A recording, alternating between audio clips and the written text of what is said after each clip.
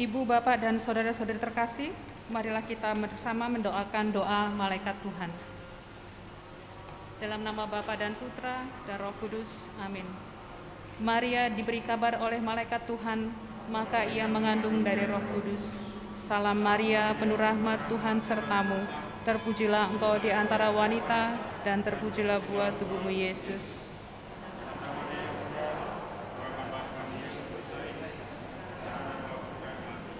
Aku ini hamba Tuhan, terjadilah padaku menurut perkataanmu.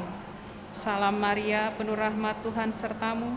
Terpujilah engkau di antara wanita, dan terpujilah buah tubuhmu, Yesus.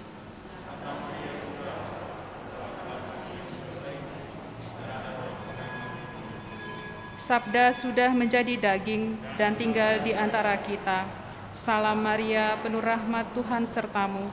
Terpujilah engkau di antara wanita, dan terpujilah buah tubuhmu, Yesus.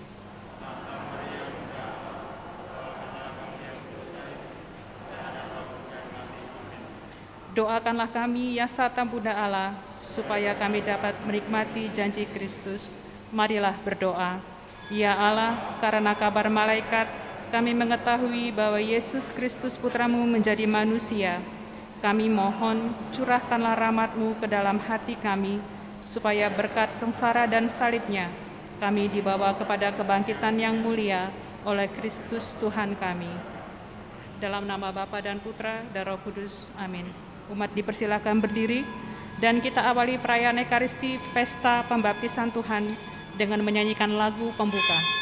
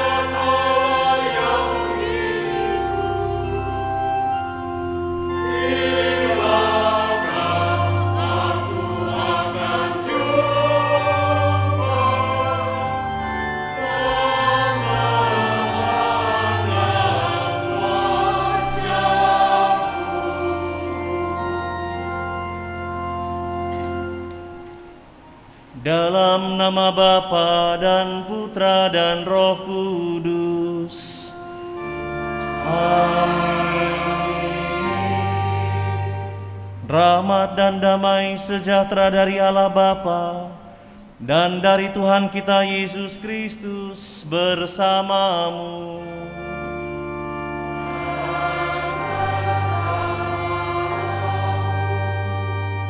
Saudari-saudara umat Allah yang terkasih, pasca Natal dan peristiwa penampakan Tuhan, gereja mengakhiri masa Natal dengan pesta pembaptisan Tuhan.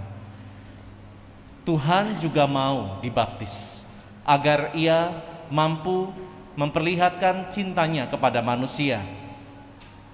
Baptisan yang juga kita terima menandakan kita yang diangkat oleh Allah melalui Sang Putra. Karena itu di awal perayaan ini, mari kembali memaknai baptisan kita masing-masing agar kita sungguh bangga menjadi putra-putri Allah.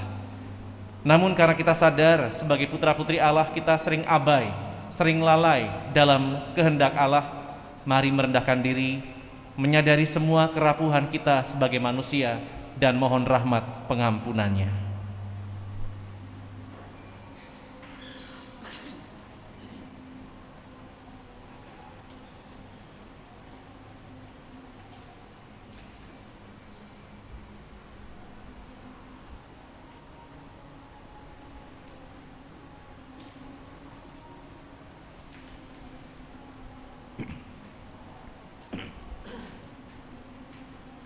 Tuhan Yesus Kristus, Engkau berkenan dibaptis oleh Yohanes dalam usahamu untuk mendekati kami, orang berdosa.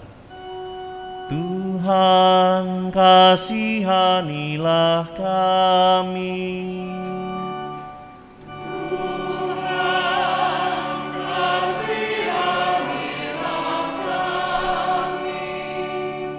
Engkau memenuhi panggilan Allah Bapa lewat pembaptisan untuk melayani kami semua. Kristus, kasihanilah kami.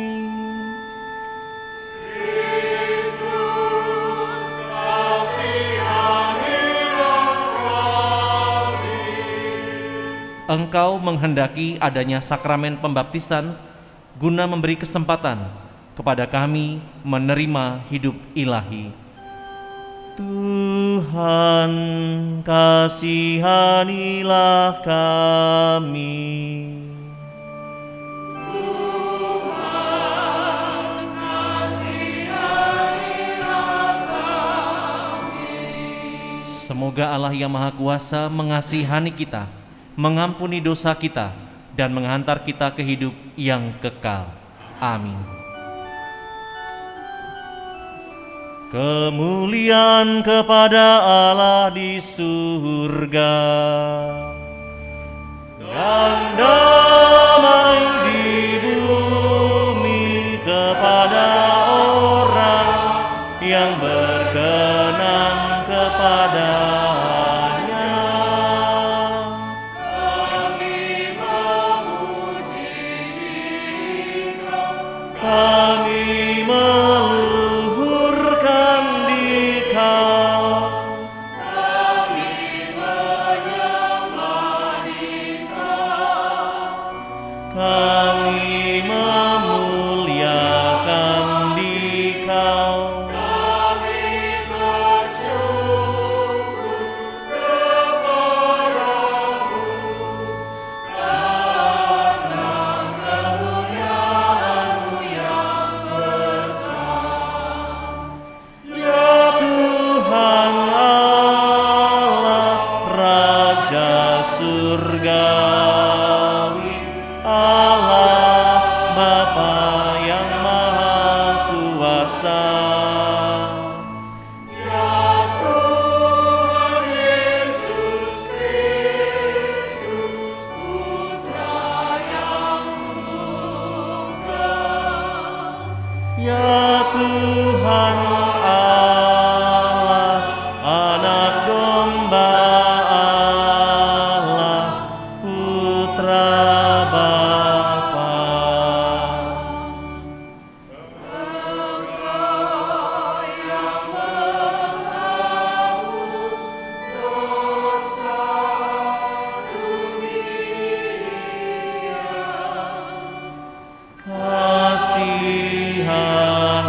kasihanilah kami.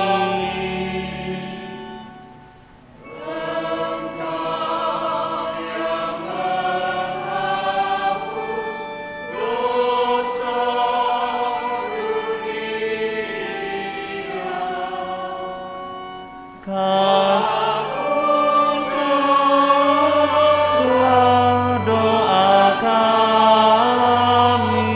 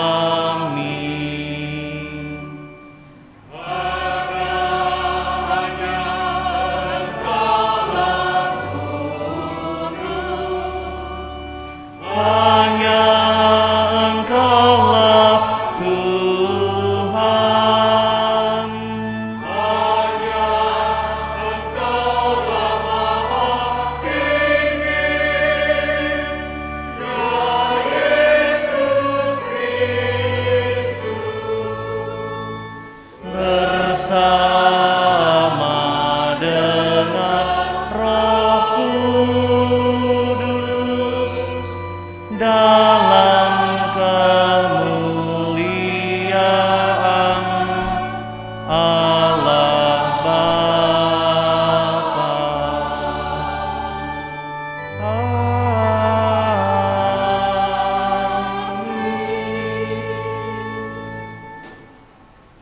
Marilah berdoa.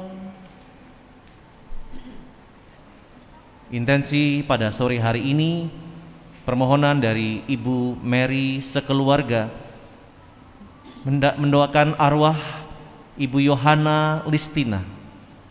Semoga Ibu Yohana Listina telah berbahagia di surga dan menjadi pendoa bagi keluarga dan kita.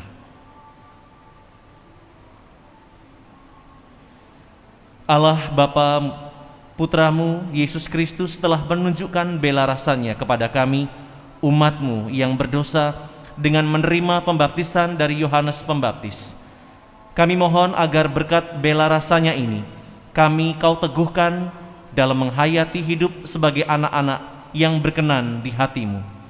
Sebab Dialah Tuhan pengantara kami, yang bersama dengan Dikau dalam persekutuan Roh Kudus, hidup dan berkuasa Allah sepanjang segala masa. Amin.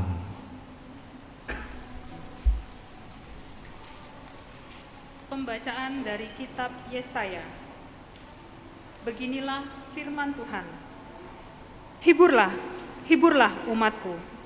Tenangkanlah hati Yerusalem dan serukanlah kepadanya bahwa perhambaannya sudah berakhir, bahwa kesalahannya telah diampuni, sebab ia telah menerima hukuman dari Tuhan 2 kali lipat karena segala dosanya. Ada suara yang berseru-seru, siapkanlah di padang gurun jalan bagi Tuhan. Luruskanlah di padang belantara jalan raya bagi Allah kita. Setiap lembah harus ditutup, setiap gunung dan bukit harus diratakan.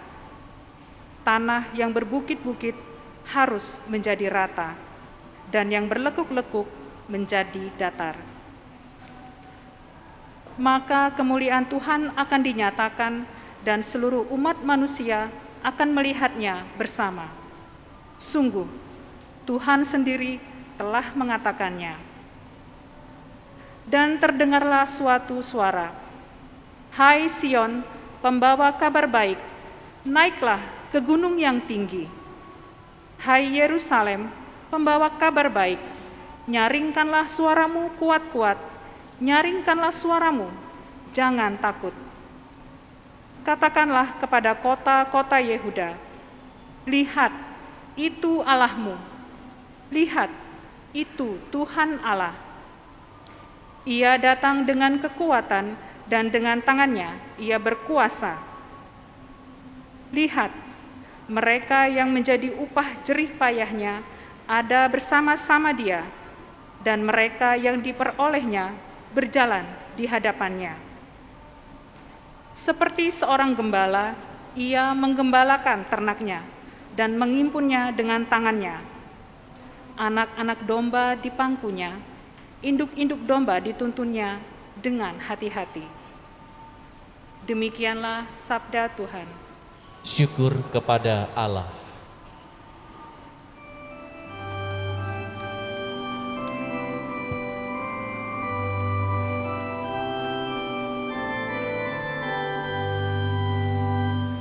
Pujilah Tuhan, hai jiwaku, Dia sungguh besar. Pujilah Tuhan, hai jiwaku, Dia sungguh besar. Tuhan Allahku, Engkau sungguh besar. Engkau berpakaian keagungan dan semarak, berselimutkan terangi berat mantul. Engkau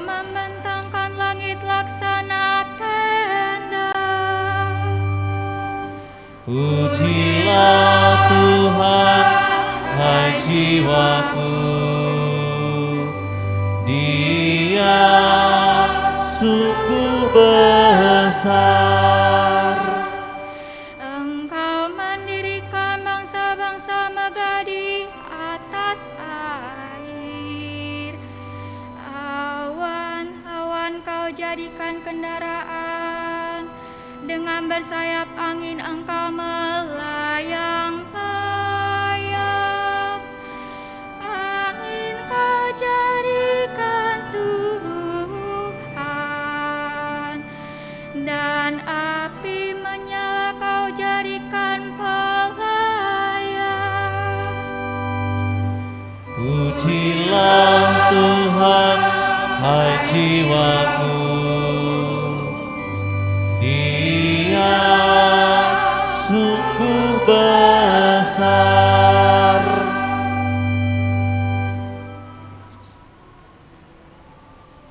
Pembacaan dari surat Rasul Paulus kepada Titus. Saudaraku terkasih, sudah nyatalah kasih karunia Allah yang menyelamatkan semua orang. Kasih karunia itu mendidik kita agar meninggalkan kefasikan dan keinginan-keinginan duniawi, dan agar kita hidup bijaksana, adil, dan beribadah di dalam dunia sekarang ini, sambil menantikan penggenapan pengharapan kita yang penuh bahagia dan penyataan kemuliaan Allah yang Maha Besar dan Juru Selamat kita, Yesus Kristus. Ia telah menyerahkan dirinya bagi kita untuk membebaskan kita dari segala kejahatan dan untuk menguduskan bagi dirinya suatu umat miliknya sendiri yang rajin berbuat baik. Tetapi ketika kerahiman dan kasih Allah penyelamat kita telah nyata kepada manusia, kita diselamatkan oleh Allah. Hal itu terjadi bukan karena perbuatan baik yang telah kita lakukan, melainkan karena rahmat-Nya, berkat permandian kelahiran kembali dan berkat pembaharuan yang dikerjakan oleh Roh Kudus yang sudah dilimpahkannya kepada kita lantaran Yesus Kristus penyelamat kita. Dengan demikian, kita sebagai orang yang dibenarkan oleh kasih karunia-Nya berhak menerima hidup yang kekal sesuai dengan pengharapan kita. Demikianlah sabda Tuhan. Syukur kepada Allah.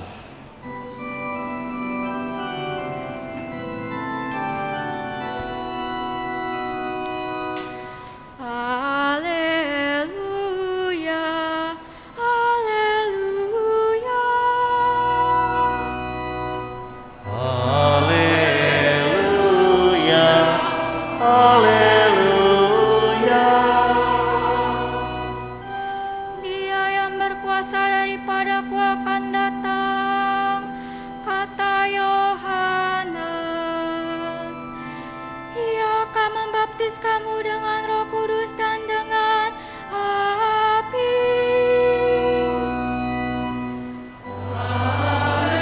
Haleluya, haleluya.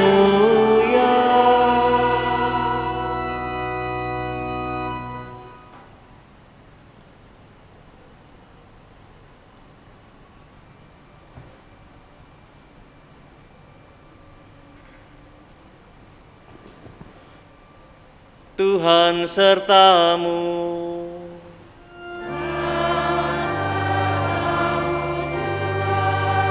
Inilah Injil suci menurut Lukas.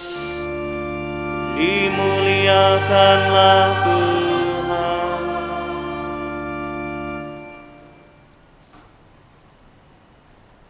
Ketika Yohanes tampil di Sungai Yordan, banyak orang menanti-nanti dan berharap, dan semuanya bertanya dalam hati tentang Yohanes, kalau-kalau dia adalah Mesias.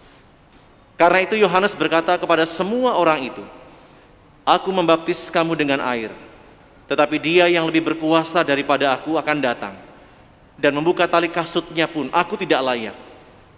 Ia akan membaptis kamu dengan Roh Kudus dan dengan api.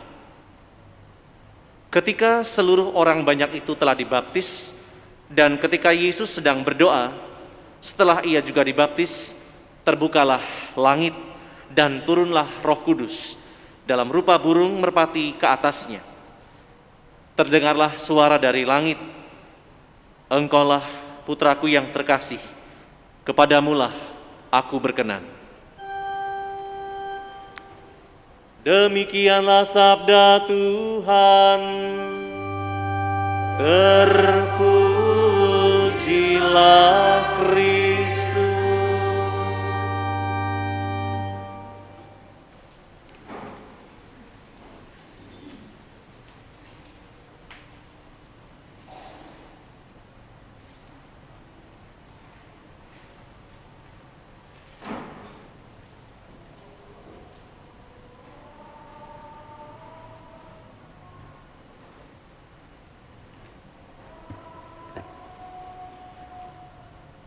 Saudari-saudari yang terkasih, saya yakin bahwa yang ada di sini sudah dibaptis.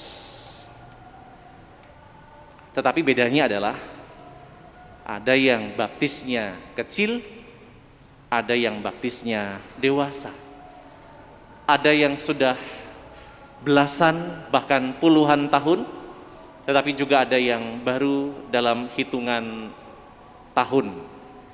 Tetapi tidak menggantikan kebahagiaan kita sebagai anak Allah, karena kita sudah resmi menjadi putra-putri Allah karena baptisan itu.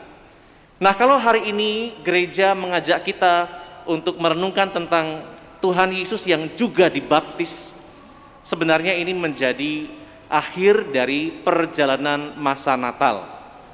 Maka kalau nanti ada yang bertanya-tanya, sebenarnya kandang Natal ini harusnya sudah dibongkar. Tetapi karena masih ada satu agenda lagi untuk mereka yang lansia, yang masih akan ada perayaan Natal bersama, maka saya mengizinkan ini tetap sampai nanti perayaan misa untuk lansia, supaya nanti yang lansia itu pas datang ke gereja ya masih ada bau-bau Natalnya gitu ya. Selain itu juga membantu panitia supaya nanti mereka tidak harus mendekorasi lagi. Maka sebenarnya kalau hari ini harusnya dibersihkan, tetapi saya mengizinkan untuk tetap dipasang. Maka tidak usah bingung ya, di rumah juga kalau mau dipasang ya boleh, enggak apa-apa, enggak kelihatan juga. Nah, saudara-saudari, kalau seandainya Tuhan Yesus itu dibaptis di Sungai Yordan, orang nggak berdosa kok ikut-ikutan dibaptis, buat apa? Karena gereja percaya bahwa baptisan itu menghapuskan dosa. Lah Tuhan Yesus kan tidak berdosa sejak awalnya, ngapain dia dibaptis? Karena baptisan Yohanes itu adalah baptisan penghapusan dosa. Nah, ini yang perlu kita sadari. Kenapa kok Tuhan Yesus ikut-ikutan dibaptis? Menurut gereja, Tuhan Yesus mau ikut dibaptis bukan karena dia ikut-ikutan, tetapi karena ia ingin hidup solider dengan umat manusia yang dia cintai. Maka kendati dia tidak berdosa, dia tetap datang kepada Yohanes untuk minta dibaptis. Dan dalam bacaan tadi kita mendengarkan Yohanes sendiri tahu dia tidak pantas berhadapan muka dengan orang yang sudah dinubuatkan oleh para nabi selama ini. Dan dia mengatakan dengan kerendahan hati, bahkan membuka tali kasutnya pun tali sepatu ya, itu saya tidak layak menyentuh bagian tubuhnya atau menyentuh yang dia pakai saja tidak layak. Tapi Tuhan mau datang kepada dia untuk minta dibaptis. Maka yang perlu kita sadari adalah Tuhan Yesus itu mau solider dengan manusia yang berdosa dan bau kayak kita ini. Bau karena dosa ya, bukan karena tidak mandi. Bau karena dosa yang pernah kita renungkan dengan gambaran kandang tempat hewan yang penuh kotoran itu. Ya, manusia itu berbau karena dosa, bukan karena tidak mandi. Tuhan Yesus itu mau masuk. Jadi baptis itu ditenggelamkan di Sungai Yordan. Meskipun baptisan secara tradisi Katolik itu kan dituangi air, ya. Tetapi Tuhan Yesus itu ditenggelamkan dalam sungai Yordan, masuk ke dalam, supaya dia juga mau menyelami kehidupan manusia sampai setotal-totalnya. Artinya Tuhan tidak setengah-setengah, dia masuk ke sungai Yordan melambangkan persembahan dirinya yang total untuk masuk dalam dan terlibat dalam kehidupan manusia. Dan ketika dia keluar, itu juga mau melambangkan bagaimana dia mau mengangkat kita keluar dari lumpur dosa. Maka dengan ditenggelamkan, Tuhan mau masuk dalam kehidupan manusia yang penuh dengan kekotoran dan mengangkat mereka untuk masuk kepada kehidupannya yang penuh keilahian. Itu dua gambaran yang dipakai oleh gereja untuk mengajak kita menyadari mengapa kok Tuhan mau dibaptis. Dan yang kedua, lambang pembersihan atau pengangkatan dosa. Kalau seandainya orang kotor, lalu dia mandi di sungai atau di kolam, ya meskipun kotor juga ya, tapi minimal apa yang lengket di tubuhnya itu sementara bisa lepas dan tinggal di air itu. Sebenarnya dengan baptisan itu melambangkan tentang pembersihan. Pembersihan dari dosa-dosa yang melekat. Meskipun nanti bisa berdosa lagi manusia, tetapi di gereja kita percaya dengan dibersihkan melalui pembaptisan, kalau manusia berdosa lagi atau kotoran melengket lagi ke tubuhnya, ke hidupnya, ada sakramen tobat. Nah, itulah yang juga ingin disampaikan oleh gereja tentang baptisan yang diterima oleh Tuhan Yesus, yaitu pembersihan dan yang jelas pengangkatan. Jadi yang kotor-kotor itu diangkat, dibersihkan dengan air tadi. Dan itu yang dibuat oleh Santo Yohanes Pembaptis. Kita sendiri yang sudah menjadi orang Katolik ini, yang sudah tadi saya sebutkan beragam waktunya, kita sudah menerima tidak hanya lewat baptisan air, tapi juga dengan Roh Kudus. Maka kita sudah genap diangkat sebagai anak Allah. Tidak hanya dihapuskan dosanya, tetapi juga diangkat sebagai anak Allah. Lalu apa yang bisa kita perbuat untuk menghidupi baptisan yang kita terima sudah sekian waktu lamanya ini? Saudara-saudari, tentu setiap malam Natal, malam Paskah, kita selalu akan diajak untuk mengingat tentang janji baptis. Semua tempat tanpa kecuali. Setiap malam Paskah, gereja akan mengajak kita untuk mengenangkan pembaptisan yang pernah kita terima. Salah satunya pengenangan itu dengan pemercikan air suci, tetapi sebelumnya akan ada pertanyaan dari imam untuk mengingatkan. Salah satu pertanyaan itu adalah begini: apakah saudara menolak godaan-godaan setan dalam bentuk tahayul, perjudian, dan hiburan tidak sehat? Lalu sebagian kecil orang mengatakan, ya, saya menolak. Yang lain sebagian membatin, tidak menjawab.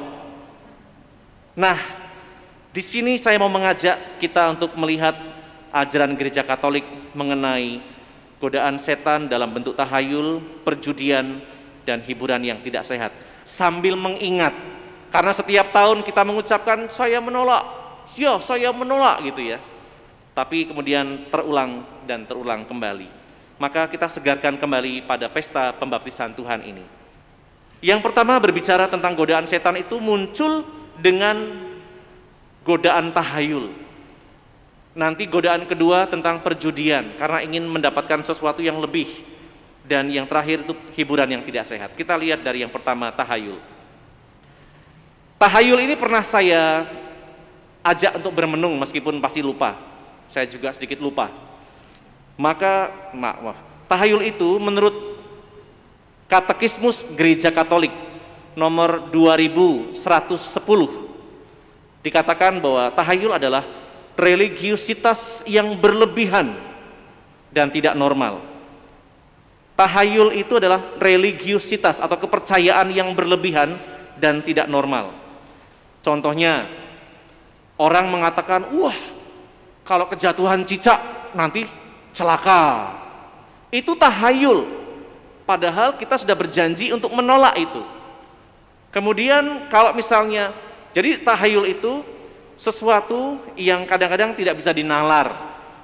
Kalau seandainya orang Jawa atau orang tua mengatakan, "Le, ojo lungguh neng ngarep lawang. Nak, kau tuh jangan duduk depan pintu." Nah, kalau itu masih bisa dinalar, bukan soal pertama-tama dapat sialnya atau tidak dapat jodohnya, bukan. Tetapi ngalangi orang jalan gitu. Tapi orang seringkali mengatakan, kalau orang tua mengatakan jangan duduk depan pintu, agak sial. Ya sial bener ya, kalau pas orang jalan ditendang atau apa, itu sial. Tapi masih bisa dinalar. Sedangkan kalau kejatuhan cicak, lalu orang berpikir bahwa akan sial. Kalau seandainya itu dipikirkan terus, direnungkan terus, maka itulah namanya godaan setan. Orang diarahkan kepada kesialan, kesialan, dan kesialan. Itu salah satu contoh yang sederhana. Banyak contoh yang lain. Atau juga yang seringkali marak, yang menjadi pertanyaan banyak umat di hampir setiap gereja di Indonesia, khususnya tentang Feng Shui, atau tentang penggunaan buku primbon, atau sekarang muncul dengan kartu tarot, atau juga dengan aksi-aksi mediumisasi. Di agama lain itu dipercaya mediumisasi itu memasukkan roh gitu ya. Ini juga tahayul yang harusnya ditolak oleh orang Katolik. Jadi namanya Feng Shui, primbon, kartu tarot atau mediumisasi itu harus ditolak. Kenapa? Karena menduakan Allah. Ajaran gereja jelas, tentang masa depan itu hanya Allah yang tahu. Maka orang diajak untuk masuk pada penyelenggaraan ilahi. Contoh, kalau pakai primbon, misalnya yang saya tahu orang Jawa kuno itu ya, kalau nanti sudah selamatan orang meninggal selama 1000 hari nyewu gitu, nanti orang harus nyiapkan ubur rampe, ini dan ini. Kalau enggak nanti yang meninggal itu tidak selamat. Ini kepercayaan tahayul. Kalau kita sudah benar-benar jadi orang Katolik, maka kepercayaan lama itu tidak boleh diikuti 100%. Harus dinalar. Karena iman kita, menurut Santo Anselmus, fides quaerens intellectum. Iman itu juga harus membutuhkan pembenaran lewat akal budi. Jadi tidak hanya sekedar membaca kitab suci, kemudian hafal, lalu dibuat, tidak bisa, harus dengan refleksi iman dan nalar. Fides quaerens intellectum. Nah, itu primbon.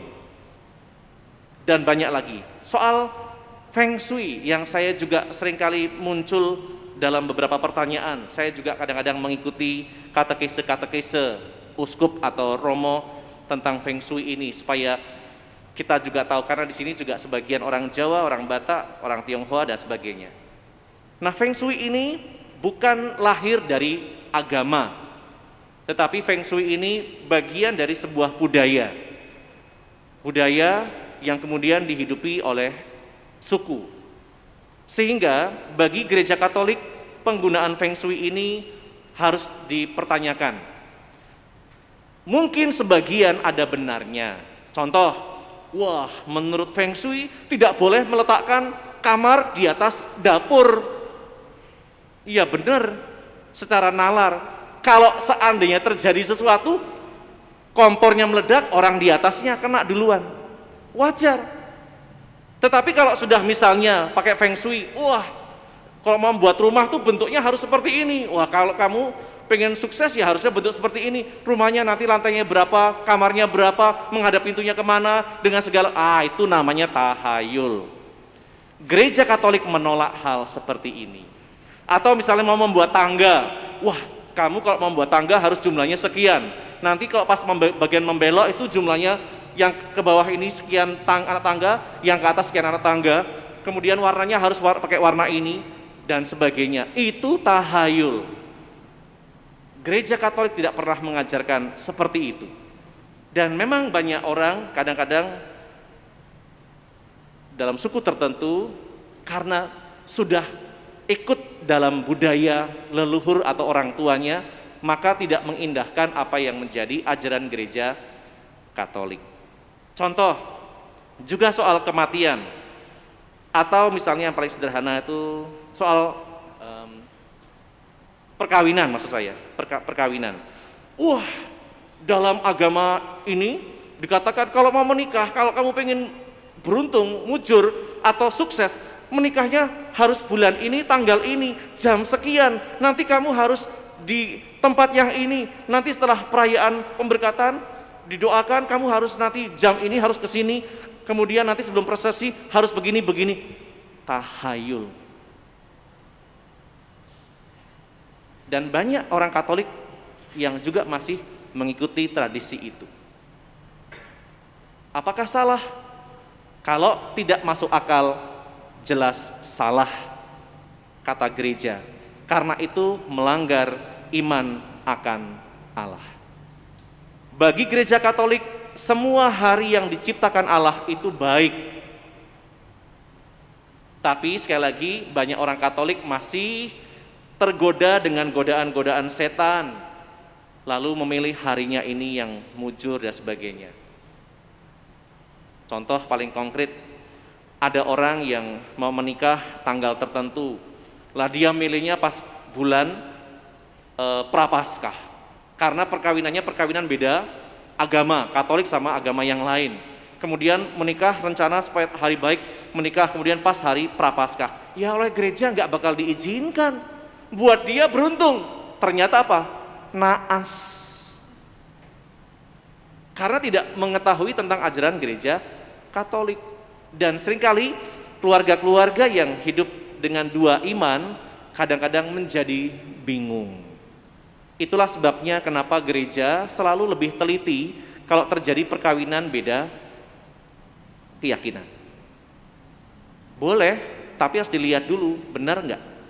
Supaya tidak jatuh pada kesalahpahaman yang bisa menggoda jauh dari Allah. Misalnya juga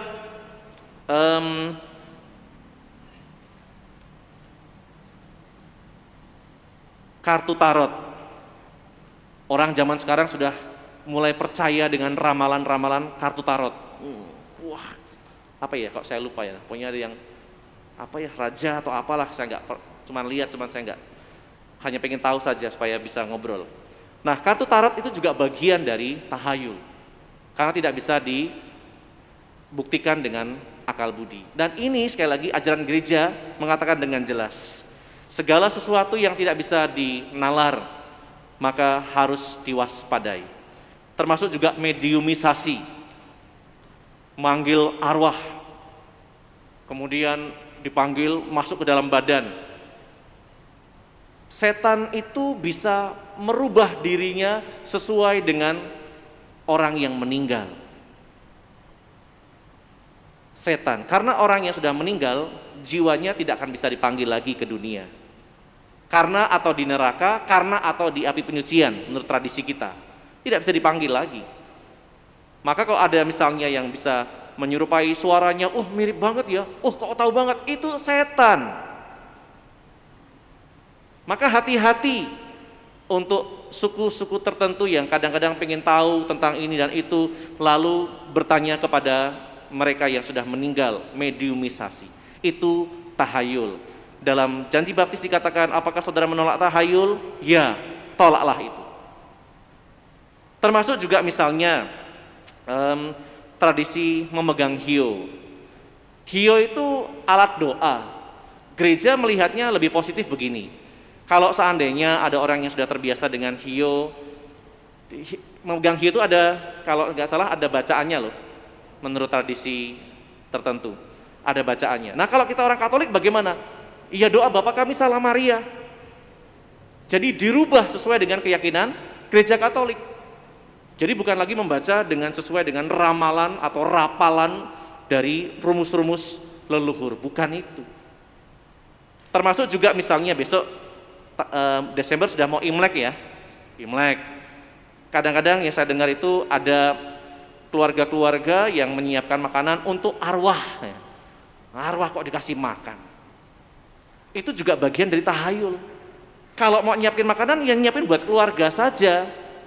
Nah, waktu makan bersama dengan keluarga itulah kemudian secara Katolik mulai berdoa untuk leluhur. Jadi bukan memberi makan leluhur, tapi berdoa untuk leluhur. Kalau misalnya ingat, kakek neneknya tuh siapa, ada namanya, buyutnya di atasnya lagi, sebutlah. Jadi makanan itu bukan untuk leluhur, tetapi untuk keluarga.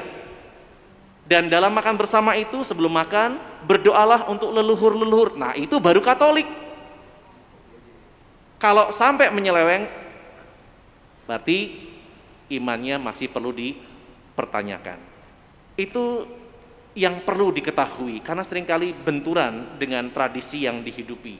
Entah sukunya apa, Batak, Jawa, Tionghoa, Flores, dan sebagainya, pasti punya tradisi-tradisi yang kadang-kadang harus dipertemukan dengan gereja Katolik. Saudara-saudari, yang kedua, tentang perjudian, mudah-mudahan tidak panjang yang ini. Dalam Katekismus Gereja Katolik, nomor 2413. Sebenarnya judi atau taruhan bukan sesuatu yang salah. Wah, boleh judi ya Romo?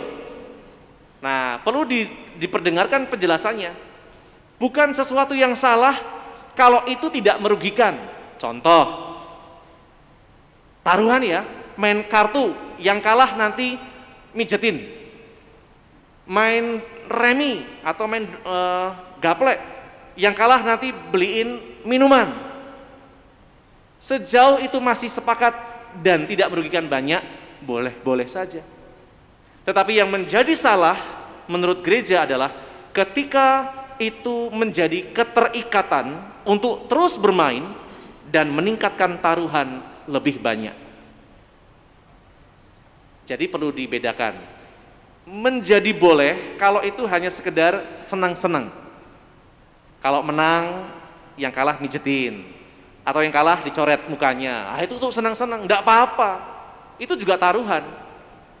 Tetapi menjadi keliru, menjadi sebuah dosa, artinya godaan iblis, ketika orang mulai terikat untuk terus bermain dan meningkatkan taruhan lebih banyak. Jadi moga-moga dipahami sampai di sini. Dan yang terakhir, hiburan yang tidak sehat. Hiburan yang tidak sehat yang kita janjikan untuk kita tolak, salah satunya adalah segala sesuatu yang bisa membangkitkan hawa nafsu diri. Yang bisa membangkitkan hawa nafsu diri. Entah lewat mata karena menonton, lewat layar televisi, atau mungkin datang ke tempat, kalau di kota-kota besar itu tempat-tempat dugem dan sebagainya yang mungkin lebih horor itu ya, dengan mata. Atau dengan mulut, misalnya mabuk-mabukan, lewat mulut orang bisa mabuk. Itu kenikmatan atau hiburan, tapi tidak sehat. Atau misalnya penggunaan atau mempermainkan genital, alat kelamin. Itu juga bagian dari hiburan. Oh, ini hiburan Romo, tapi itu hiburan yang tidak sehat. Maka saudara-saudara yang terkasih, 3 hal yang kita janjikan dalam janji baptis tentang tahayul, tentang perjudian atau taruhan, hiburan yang tidak sehat, harus kita mengerti maknanya supaya kita tahu bagaimana mensikapinya. Mana yang masih dalam batasan bisa, mana yang sama sekali oleh gereja ditolak. Dan inilah bagian dari memaknai janji baptis. Karena kita anak-anak Allah dan bukan lagi anak-anak dunia. Tuhan memberkati.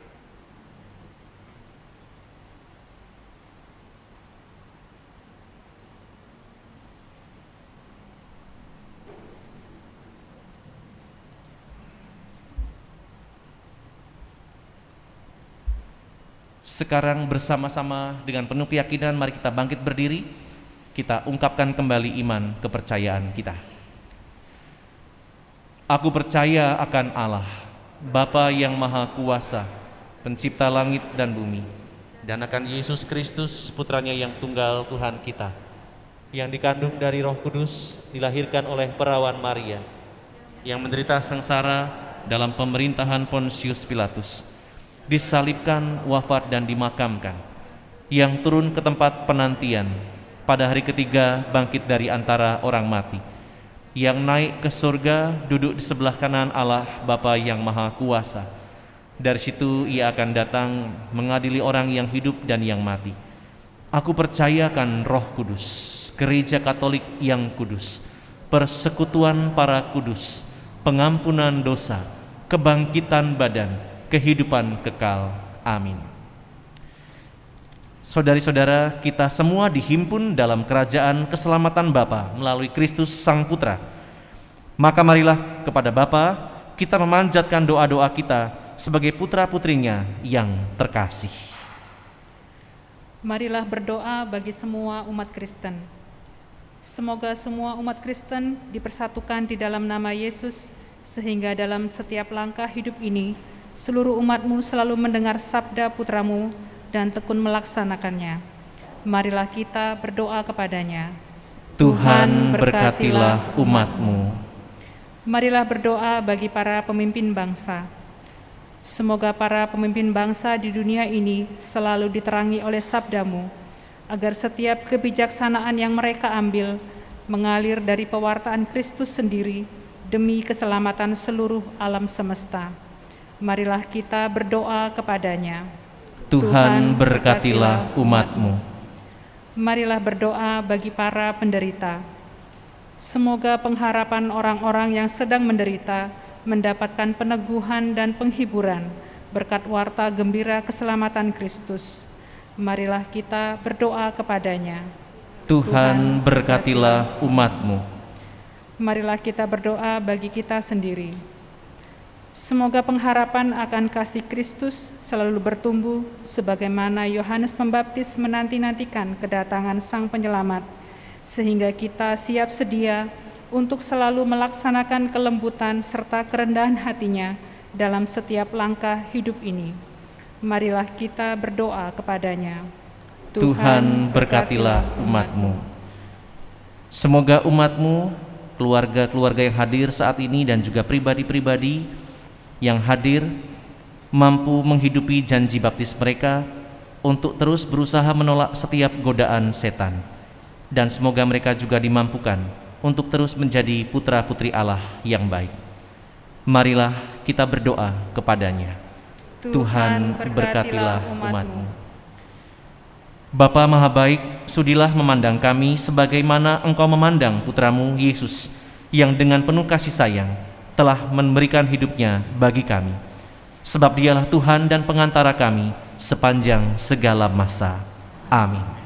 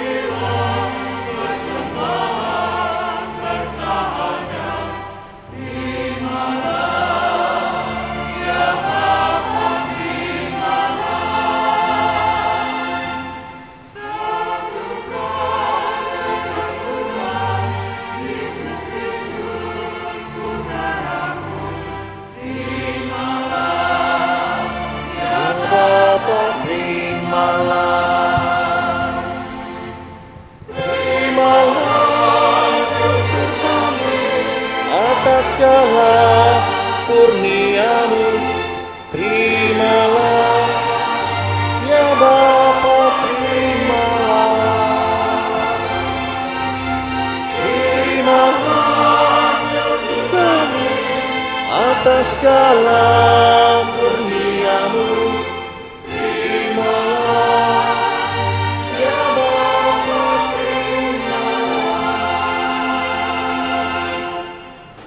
Berdoalah saudari-saudara terkasih supaya persembahanku dan persembahanmu berkenan kepada Allah Bapa yang Maha Kuasa.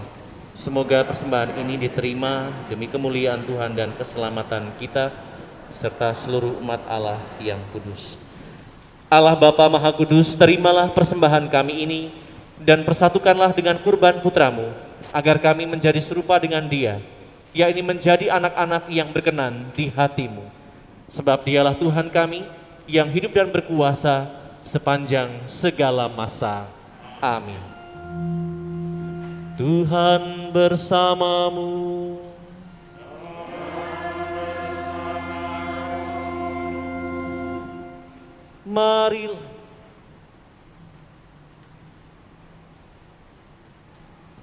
Marilah mengarahkan hati kepada Tuhan.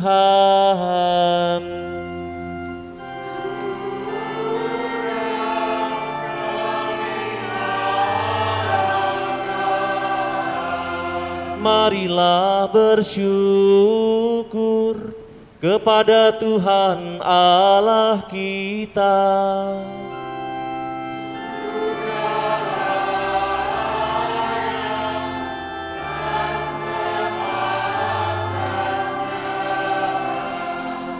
Sungguh pantas dan benar, layak dan menyelamatkan, bahwa kami selalu dan dimanapun bersyukur kepadamu, Tuhan Bapa yang kudus, Allah yang maha kuasa dan kekal.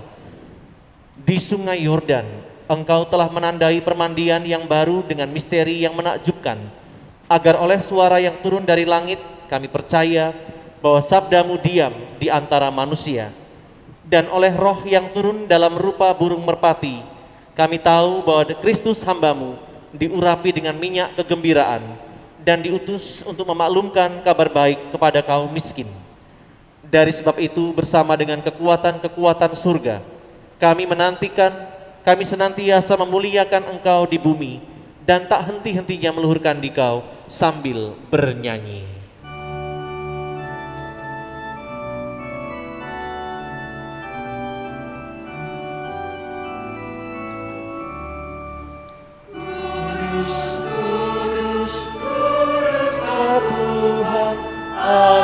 Segala kuasa, surga dan bumi penuh kemuliaan-Mu. Terpujilah Engkau di surga, diberkatilah yang datang dalam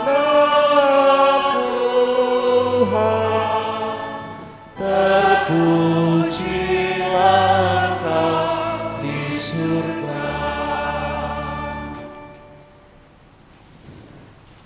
Sungguh kuduslah Engkau Tuhan, sumber segala kekudusan.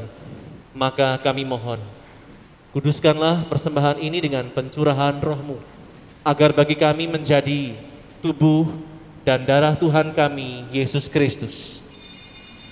Ketika Dia diserahkan untuk menanggung sengsara dengan rela, Dia mengambil roti dan sambil mengucap syukur Dia memecah-mecahkan, lalu memberikannya kepada murid-muridnya seraya berkata, "Terimalah dan makanlah kamu semua. Inilah tubuhku yang diserahkan bagimu."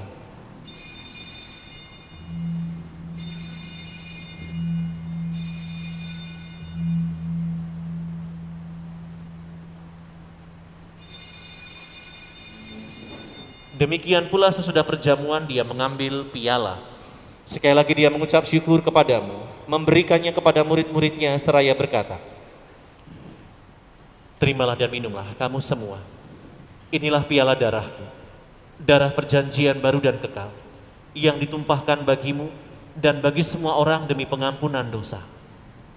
Lakukanlah ini sebagai kenangan akan daku."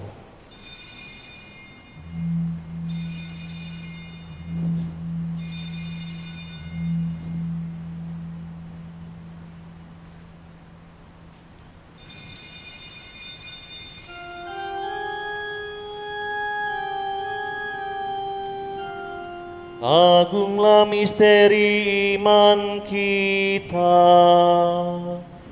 penyelamat dunia. Selamatkanlah kami, karena melalui salib dan kebangkitan-Mu,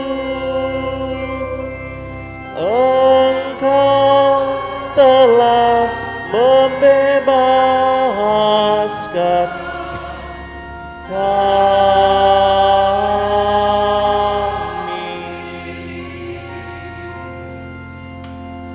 Sambil mengenangkan wafat dan kebangkitan Kristus, kami mempersembahkan kepadamu Bapa, roti kehidupan dan piala keselamatan. Kami bersyukur sebab kami Engkau anggap layak menghadap Engkau dan berbakti kepadamu. Dan kami mohon semoga kami yang menerima tubuh dan darah Kristus dihimpun menjadi satu umat oleh Roh Kudus. Ingatlah Tuhan akan gereja-Mu yang tersebar di seluruh bumi, agar Engkau menyempurnakannya dalam cinta kasih, dalam persatuan dengan Paus kami Fransiskus, Uskup Agung kami Yohanes, Uskup Emeritus Aloysius, serta semua rohaniwan. Ingatlah akan hamba-Mu, Ibu Yohana Listina, yang telah Kau panggil menghadap-Mu dari dunia ini. Perkenankanlah ia yang menjadi satu dengan putra-Mu dalam kematian, juga menjadi serupa dengan Dia dalam kebangkitan. Ingatlah juga akan saudari-saudara kami yang telah meninggal dengan harapan akan bangkit, orang tua yang kami cintai, sanak saudara dan kerabat, dan orang-orang yang pernah menjadi bagian dalam hidup kami, dan akan semua orang yang juga telah berpulang dalam kerahiman-Mu. Terimalah mereka dalam cahaya wajah-Mu. Kami mohon kasihanilah kami semua, agar kami Engkau terima dalam kebahagiaan abadi, bersama Santa Perawan Maria Bunda Allah, Santo Yosef mempelainya, para rasul dan semua orang kudus sepanjang masa yang hidupnya berkenan kepadamu. Semoga kami pun Kau perkenankan turut serta memuji dan memuliakan Dikau dengan pengantaraan Yesus Kristus Putra-Mu. Dengan pengantaraan Dia, bersama Dia dan dalam Dia, bagi-Mu Allah Bapa yang Maha Kuasa, dalam persekutuan dengan Roh Kudus, segala hormat dan kemuliaan sepanjang segala masa. Amin.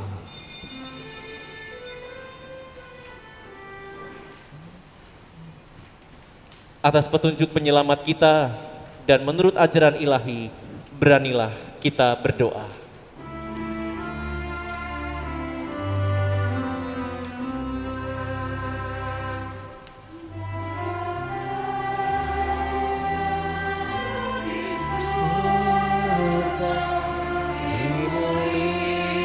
Dimuliakanlah nama-Mu, datanglah kerajaan-Mu, dan jadilah kehendak-Mu di bumi seperti di surga. Berilah kami rezeki hari ini, dan ampunilah kesalahan kami, seperti kami mengampuni yang bersalah kepada kami. Dan janganlah masukkan kami ke dalam pencobaan, tetapi bebaskanlah kami dari segala yang jahat. Tuhan, kami mohon bebaskanlah kami dari segala yang jahat. Sudilah memberi damai sepanjang hidup kami, supaya kami yang telah dikuatkan oleh kelimpahan belas kasih-Mu selalu bebas dari dosa dan dijauhkan dari segala gangguan, sambil menantikan harapan yang membahagiakan dan kedatangan penyelamat kami, Yesus Kristus. Sebab Engkaulah Raja yang mulia dan berkuasa untuk selama-lamanya.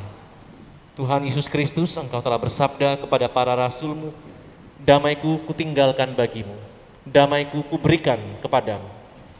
Janganlah memperhitungkan dosa kami, tapi perhatikanlah iman gereja-Mu, dan berilah kami damai dan kesatuan sesuai dengan kehendak-Mu. Engkau yang hidup dan meraja sepanjang segala masa. Amin.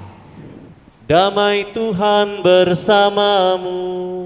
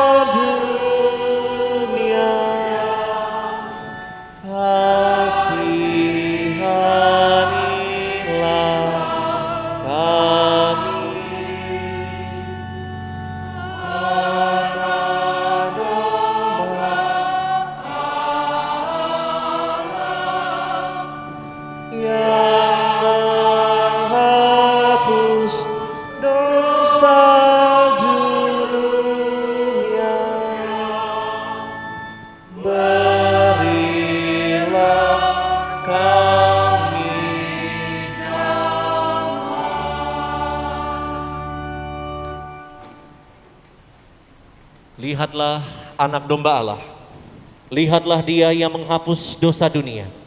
Berbahagialah saudari-saudara yang malam ini diundang ke perjamuan anak domba. Tuhan, saya tidak pantas Engkau datang kepada saya, tetapi bersabdalah saja, maka saya akan sembuh.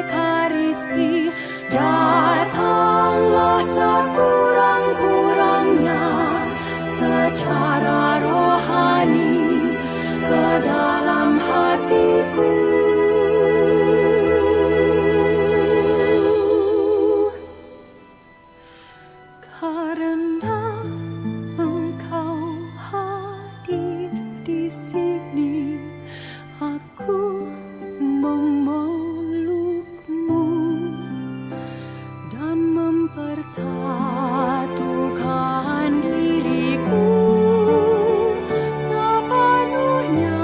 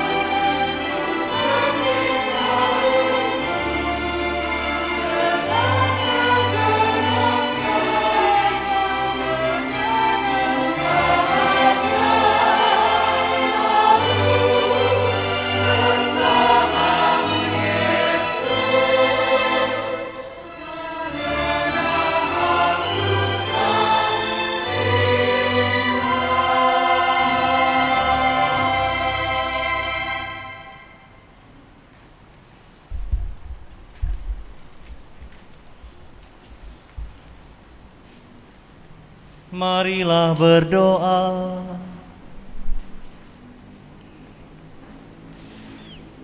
Allah yang Maha Kuasa, kami bersyukur karena telah Kau perkenankan mengambil bagian dalam perjamuan kudus-Mu. Teguhkanlah kami untuk mengambil bagian dalam perutusan Putra-Mu, dan perkenankanlah kami juga menikmati hidup abadi yang dijanjikannya, sebab Dialah Tuhan dan pengantara kami sepanjang segala masa. Amin. Mohon perhatiannya untuk beberapa pengumuman.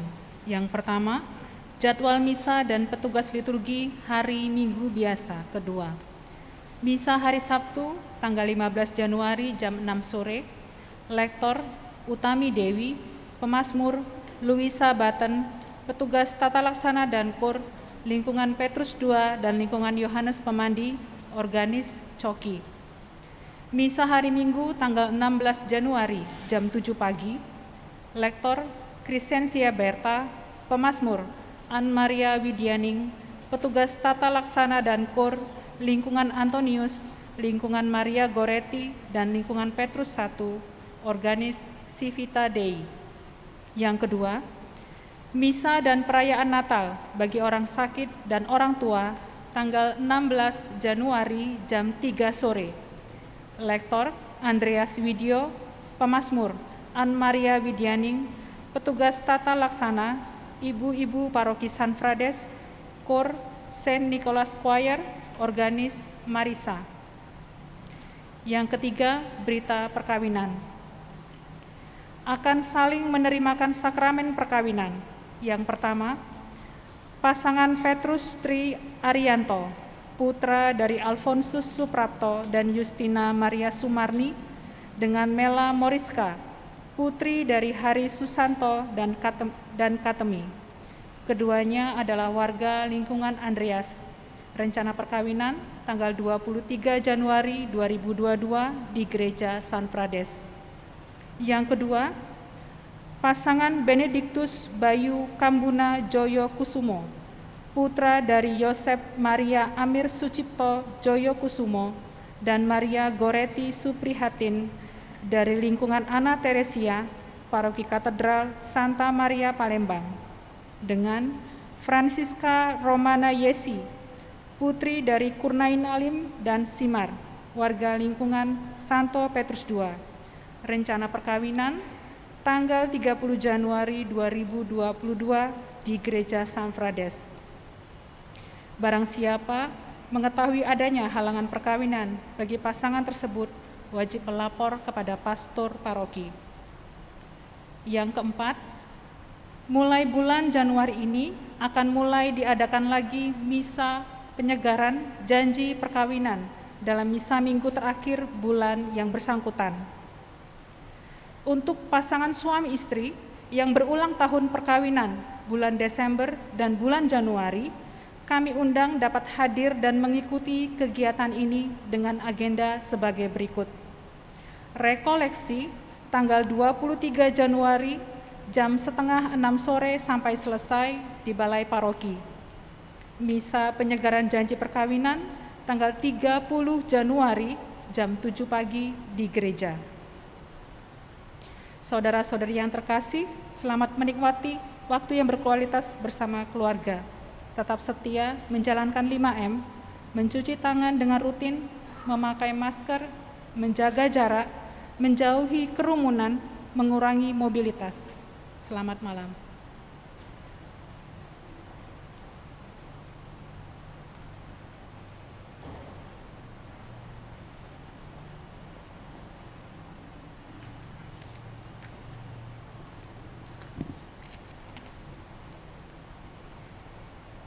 Yang kami hormati dan kami cintai, Pastor Kepala Paroki San Frades, dan yang kami kasihi seluruh umat San Frades.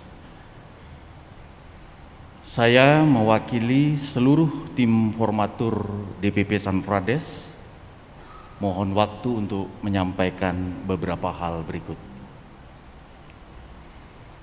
Bahwa berdasarkan keputusan DPP San Frades, paroki kita akan melaksanakan pelantikan pengurus DPP baru serentak dengan seluruh pengurus lingkungan yang baru yang akan dilaksanakan pada hari Minggu tanggal 20 Februari 2022. Dengan itu kami tim Formatur mengucapkan terima kasih pada lingkungan-lingkungan yang sudah menyerahkan struktur pengurus lingkungan. Dan kami juga memohon bagi lingkungan yang belum menyerahkan atau belum melengkapi struktur pengurus lingkungan yang baru, agar segera menyerahkan kepada kami, tim Formatur, melalui Bapak Anton dari lingkungan Yosep. Berikutnya, Romo, Bapak, Ibu, dan Saudara semua, kami perlu menyampaikan bahwa tim Formatur telah bekerja tahap demi tahap yang berpijak pada pedoman Dewan Pastoral Paroki guna menyiapkan pesta reksa pastoral, yaitu pemilihan umum untuk memilih Ketua Dewan Pastoral Paroki Gereja San Frades periode 2022-2024. Di mana tahap yang sudah kita lalui adalah penjaringan bakal calon ketua DPP melalui 18 lingkungan yang ada, dan puji Tuhan kita mendapatkan 12 bakal calon ketua DPP. Dan dari 12 bakal calon tersebut telah pula kita lakukan verifikasi dan seleksi bersama pastor paroki dan tim Formatur,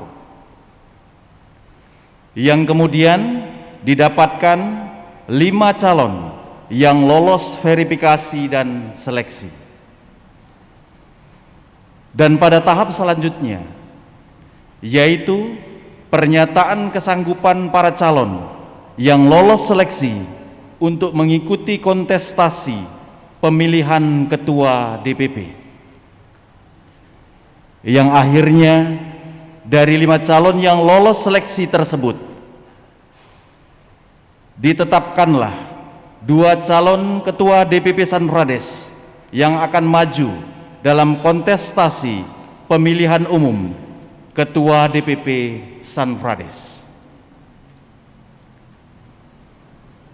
Sebelum kami memperkenalkan profil atau wajah 2 calon ketua DPP kita, kami kembali mengingatkan bahwa pemilihan umum ketua DPP akan diselenggarakan pada hari Minggu 16 Januari 2022 secara e-vote atau pemilihan secara online, di mana pemilihan akan dibuka atau dimulai selesai misa sekitar pukul 8.30 waktu Indonesia Barat, dan akan diakhiri pada hari itu juga pada pukul 19 waktu Indonesia Barat atau pukul 7 malam, dan hasilnya juga akan diumumkan pada hari yang sama. Baiklah Romo, Bapak, Ibu, dan Saudara semua, dengan ini kami menampilkan profil calon ketua DPP San Frades. Calon ketua DPP nomor urut 1 adalah Bapak Dionisius Darwis Kuswanto, dengan panggilan akrab Saudara Sinsin atau Kosinsin, dari lingkungan Yosep. Calon ketua DPP nomor urut 2 adalah Bapak Yakobus Bambang Parwito, dengan panggilan akrab Bapak Bambang atau Mas Bambang, dari lingkungan Maria Goretti.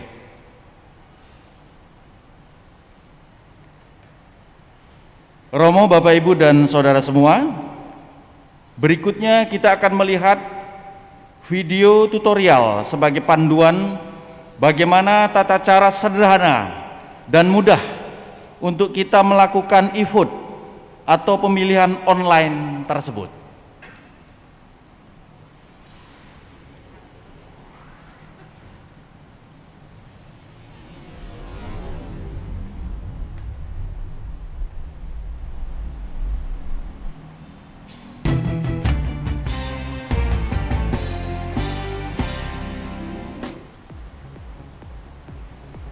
Halo Bapak Ibu Saudara, di sini akan dijelaskan cara pemilihan Ketua DPP Paroki San Frades secara online. Pertama, masukkan nomor HP anggota keluarga yang terdaftar di Kartu Keluarga San Frades pada kolom username.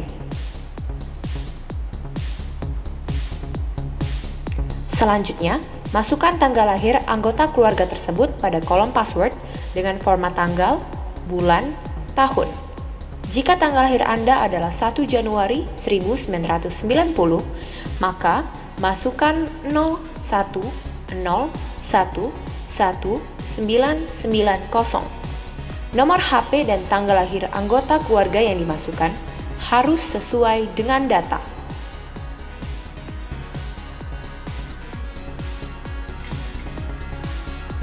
Apabila sudah memasukkan username dan password, silakan klik tombol login.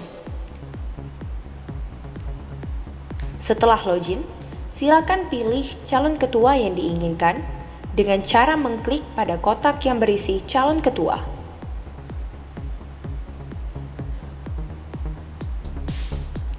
Apabila salah, Anda bisa menekan tombol reset untuk membatalkan.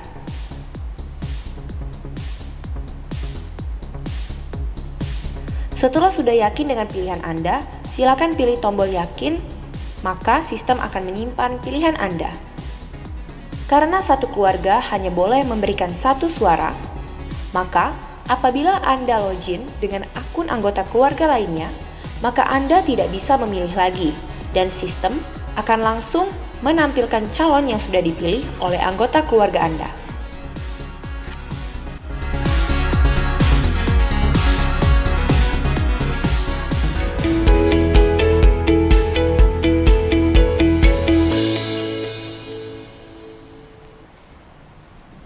Lebih jelas, video tutorial tersebut akan kita share atau kita bagikan melalui pengurus lingkungan masing-masing. Sebagai catatan bahwa yang berhak memilih adalah setiap keluarga yang telah tercatat sebagai warga atau umat paroki San Frades. Satu keluarga, satu suara. Sekali lagi, satu kakak memiliki hak satu suara.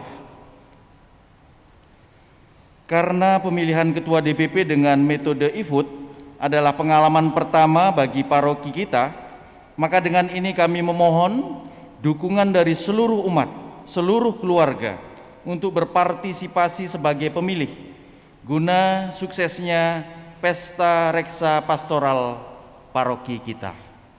Demikian Romo, Bapak, Ibu, dan saudara-saudari semua, kami haturkan terima kasih dan selamat berakhir pekan.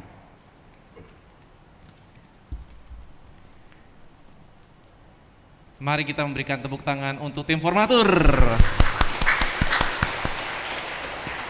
Saudara-saudari, ini adalah Pesta Reksa Pastoral paroki kita.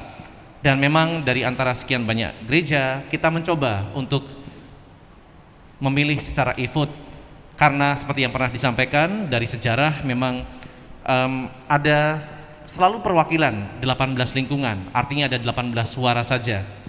Maka setelah kita brainstorming, kita urun rembuk, akhirnya diputuskanlah setiap keluarga yang ada di paroki ini mempunyai hak untuk memilih. Maka tolong perhatikan nanti waktunya setelah misa pagi selesai, sekitar 8.30 setelah launching, nanti tutup pukul 7 malam. Maka kalau lewat dari situ dan mengatakan, aduh Pak, saya belum milih, ya ketentuannya memang dari pukul 8:30 sampai dengan pukul 7 malam. Maka nanti mohon bagi putra-putri yang lebih canggih dari orang tuanya, tolong diajari bagaimana cara memasukin pilihan itu. Terima kasih kepada semua umat yang hadir pada saat ini, yang dengan penuh kesabaran merayakan kebersamaan kita dalam pesta pembaptisan Tuhan. Dan terima kasih juga pada petugas liturgi yang membantu kita dalam perayaan ini, adik-adik misdinar, para prodiakon, lektor, dan juga pemazmur yang mempersiapkan diri, lalu juga petugas tata laksana dan kur dari lingkungan gabungan Agustinus dan Yakobus. Terima kasih juga untuk organisnya, dan kepada petugas multimedia yang membantu tadi kita juga menampilkan beberapa yang perlu ditampilkan, khususnya pemilihan ketua DPP.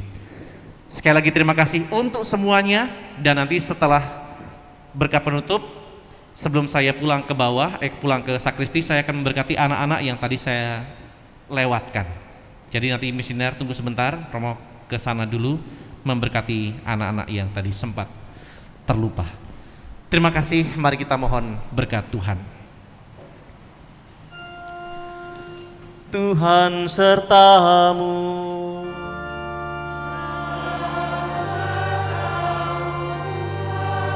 Allah yang Maha Kuasa melimpahkan berkat-Nya kepada saudara sekalian, Bapa dan Putra dan Roh Kudus. Amin. Pergilah, misa sudah selesai. Syukur kepada Allah.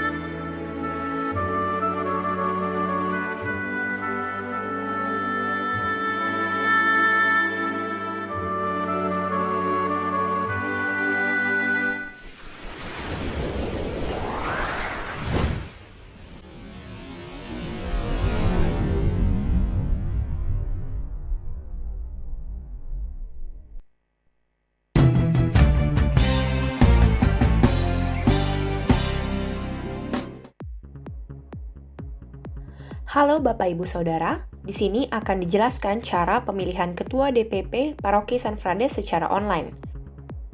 Pertama, masukkan nomor HP anggota keluarga yang terdaftar di kartu keluarga San Frades pada kolom username. Selanjutnya, masukkan tanggal lahir anggota keluarga tersebut pada kolom password dengan format tanggal, bulan, tahun. Jika tanggal lahir Anda adalah 1 Januari 1990, maka masukkan 01011990. Nomor HP dan tanggal lahir anggota keluarga yang dimasukkan harus sesuai dengan data.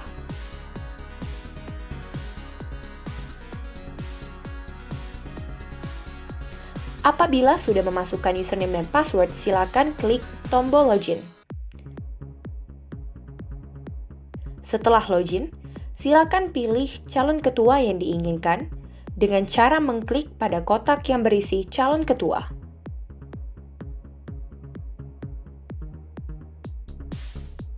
Apabila salah, Anda bisa menekan tombol reset untuk membatalkan.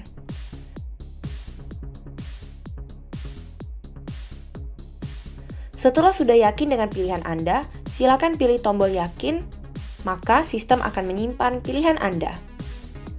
Karena satu keluarga hanya boleh memberikan satu suara, maka apabila Anda login dengan akun anggota keluarga lainnya, maka Anda tidak bisa memilih lagi, dan sistem akan langsung menampilkan calon yang sudah dipilih oleh anggota keluarga Anda.